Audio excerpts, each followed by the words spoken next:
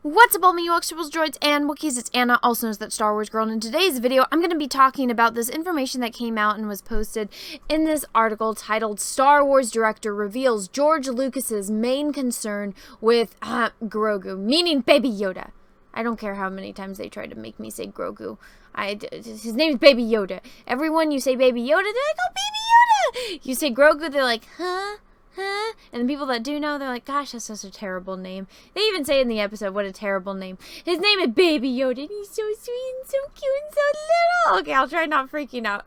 So this article just kind of goes into a little bit of the background about who took over Star Wars, or I shouldn't say took over because they had nothing to do with the sequel trilogy or the, dumpster fire shit show that it is, but talking about kind of how like Jon Favreau and Dave Filoni, kind of got their hands on making The Mandalorian.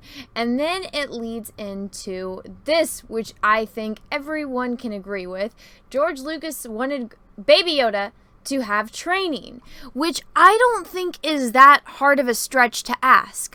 I mean, Anakin had to be trained, right? The whole Phantom Menace was about, they find Anakin, and then Qui-Gon, he takes him to the Jedi Temple on Coruscant so that way he can be trained. Training is a common concept within Star Wars, not only in, reality, but in Star Wars. If you want to master a skill, you need to be trained. Anakin wanted to be a Jedi Master. Well, guess what? He had to be trained. Luke Skywalker wanted to become a Jedi. He had to train.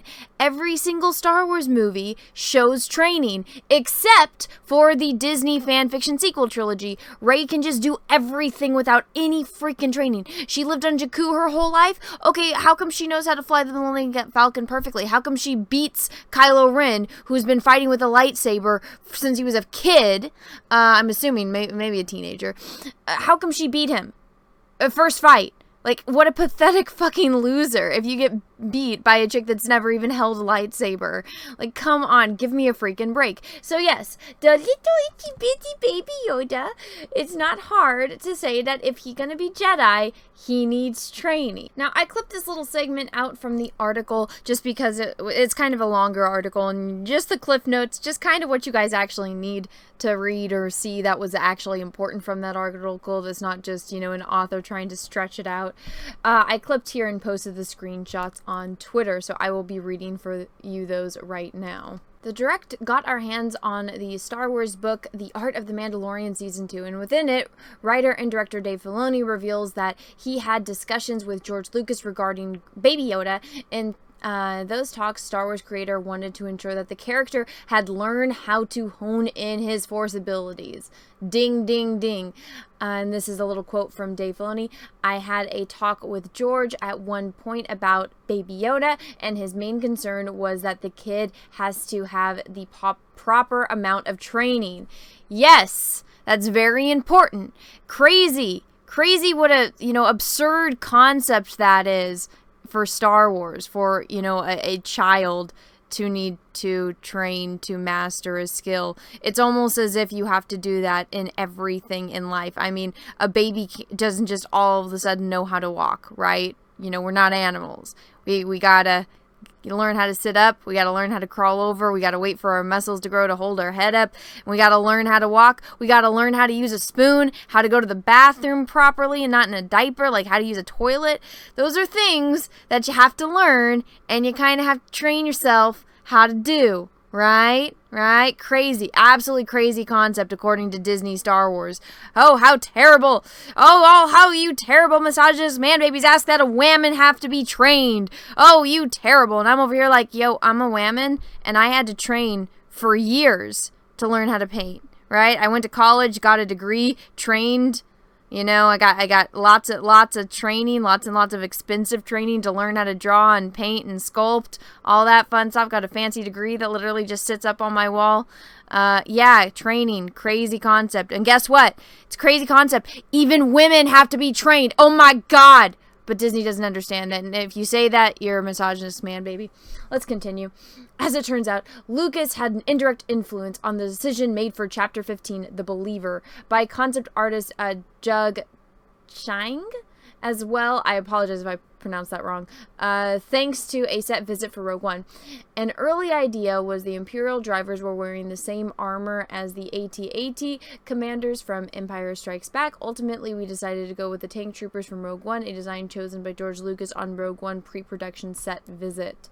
As Chang explained in the book's foreword, The Mandalorian's art development continues to follow the guiding principles of design Lucas established for Star Wars. So what makes a strong Star Wars design? The guidelines established by George Lucas are simple. Design as if a child could draw it. Design for the silhouettes. Design for the iconic logo. Keep it simple, give it personality, and make it believable.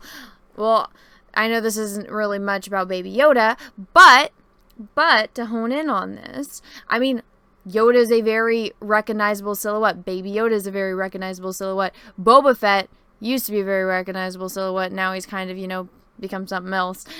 Darth Vader, Luke Skywalker, Princess Leia. Very, very recognizable silhouettes that anyone can see. You draw a stick figure of a girl with 2 circles on the side of her head, you're going to think that's Princess Leia. Let's continue.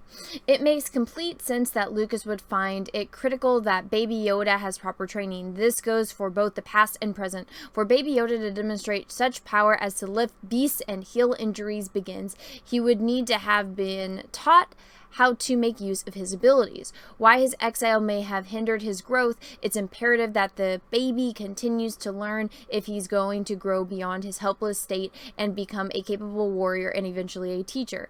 Basically, Baby Yoda is the opposite of Rey. Yes! Yes, he is. And he's much, much cuter, and people actually love him. He's of a species that's naturally gifted with the Force, but without training and discipline, there's no chance of him evolving as a Jedi. Filoni and Favreau have followed the principles of becoming a Jedi with the character, emphasizing a need for him to devote himself and take time needed to harness his abilities. As Luke tells Mando before taking Baby Yoda, talent without training is nothing. Yes, exactly. Now, to counteract that statement about them, oh, they totally understand, you know, that Baby Yoda needs to be trained and yada yada yada. Well, in the last episode of the Book of Boba Fett, or the second to last episode, Luke presents Baby Yoda with a choice. He can either keep this chainmail that Mando gave him or left for him, or he could choose Yoda's lightsaber and follow down the path of the Force and continue to learn how to be a Jedi and all that stuff. And then, of course, in the very last episode of the Book of Boba Fett, spoilers, Baby Yoda chose the chainmail and went back to Mando. It's so cute. Now, to play devil's advocate for Baby Yoda, he doesn't exactly have the best track record with Jedi. I mean, he was at the Jedi Temple and he watched Anakin Skywalker slaughter everyone he ever knew. And then all the people that are trying to kill him tend to have lightsabers or connected to somebody with a lightsaber. And so Mando's been like a dad to him, has kept him safe, has loved him. And this is my analogy that I used when I did my review. It's like you got a lollipop or you got broccoli. Lollipop? Broccoli. Look at how sad he is with the lightsaber. I mean, he's so sad. And Luke is like, oh yeah, if you pick, you know, Mando and the chainmail, you can't be a Jedi because you have attachments. And it's like, really, Luke? Really? Weren't you the dude that ditched your training to go save Han and Leia from fucking Vader? Weren't you the one that chose your dad and, like, helped your dad? But no, you can't. I thought what was going to happen was Baby Yoda was going to choose the lightsaber, and because he showed that sacrifice, Luke would let him keep the chainmail. Because, I mean, what's the harm in the little innocent baby having protection of some kind? I don't see the harm in that, but apparently that's terrible. So Baby Yoda was like, deuces, I'm going to take the lollipop and I'm going to go with Mando because you're mean, Luke Skywalker. And, I mean, I don't really judge him for it. And I think it's also a way to keep him alive because, as you guys know, all roads lead to the terrible fanfiction Disney sequel trilogy. And that means that one day, all of Luke's little, you know, little Padawans, little younglings are all going to get murdered when, you know, that shit show happens because Kylo Ren has a bad dream and Luke decides to go crazy and try to kill him. So Baby Yoda avoids getting killed and, you know, in part of that. So he's technically still alive. So they could do a trilogy after the terrible sequels and, you know, have it all be about Baby Yoda and maybe old man Mando, or maybe Mando had a kid or something like that and Baby Yoda's with Mando's kid. Something like that. So Baby Yoda survived. So, yeah. But still, he was kind of remembering. He had some training that we actually got to see. We got to see more training of Baby Yoda in this episode than we got to see it in all the Disney fanfiction sequel trilogy. So, I mean, the fact that, you know, George was like, yo, homies, we need fucking training for this little baby. It's like, when this thing that you don't think needs to be said is said, that's when you know something's wrong. It's like when you see those, like, ads for, like, curling irons, and it says on it, external use only, and it's like, what dumbass motherfucker made this have to be on a big, gigantic tag? Like, no shit, Sherlock, it's for external use only. What dumb motherfucker made this a rule that they had to, like, put in big, bold letters? Like, come on. Same thing with, you know, this. Oh my god, a Jedi needs training? How fucking crazy. What a crazy concept in Star Wars. But anyways, guys, I just wanted to talk a little bit about this because it's funny that George has to, you know, say this. It's like, you dumb motherfuckers that took over my damn Star Wars, and this is what you do? God damn. But anyways, everyone, let me know what you think about all of this in the comment section below. If you like this video, go ahead and smash the like button. If you didn't, that's okay too. Thank you so much for watching this far through. I will have everything that I showed you, including this article and, you know, my tweet, linked down below in the description of this video if you guys want to go check them out and leave me a comment there. But everyone, thank you so much for watching. Thank you so much for being here. I hope you guys all have a great rest of your day, morning, evening, afternoon, wherever you are in the world. And may the Force be with you, because we are really, really, really going to need it.